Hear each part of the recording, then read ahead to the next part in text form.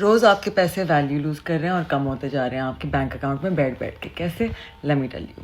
Basically inflation آپ کے پیسے کھائی جا رہی ہے. انفلیشن کیا ہوتی ہے؟ انفلیشن ہوتی ہے مہنگائی. تو فار ایگزامپل اس سال انفلیشن ریکارڈ ہوئی فار ایگزامپل 10% پہ. اس کا مطلب ہے ابھی جو آپ 100 روپے کا خرید سکتے ہیں ایک سال بعد آپ کو 110 روپے دینے ہوں گے. لیکن آپ کے پاس ہوں گے کیونکہ آپ نے تو اپنے اکاؤنٹ پہ رکھے ہوئے ہیں پیسے, آپ کے پاس تو ہوں گے 100 روپے. تو واٹ ہیپنس, آپ کی اماؤنٹ جو پڑی ہوئی ہوتی ہے آپ کے بینک اکاؤنٹ میں اس کی ویلیو کم ہوتی جاتی ہے. How to fight this? Money market.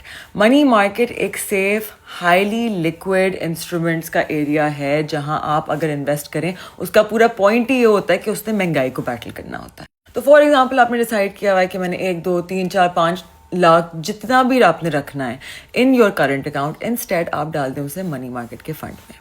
Low risk love reward. اس کا پورا پوائنٹ یہ ہوتا ہے کہ اس نے بیٹل کرنا ہوتا ہے اگینسٹ انفلیشنری پریشرز.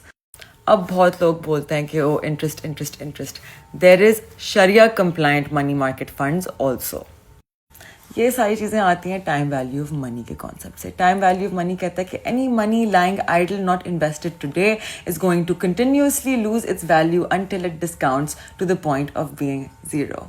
یہ امپورٹنٹ اس لیے کیونکہ بہت سارے لوگ کہتے ہیں کہ 20 سال بعد تو آلٹو بھی 2 کروڑ روپے کی ہوگی. تو اگر فار ایگزامپل آپ کے پاس ابھی آلٹو کے پیسے پڑے ہوئے ہوتے ہیں اپنے اکاؤنٹ میں, eventually you would not be able to buy an Alto. لیکن اگر آپ نے منی مارکیٹ فنڈ میں ڈالے ہوئے ہوتے تو 20 سال بعد, and if you did not touch that money, you would still be able to buy an Alto, کیونکہ اس کا پورا پوائنٹ ہی ہوتا ہے ٹو بیٹل انفلیشن اینڈ مہنگائی. بہت سارے لوگ کہتے ہیں نہیں, it's important to stay liquid.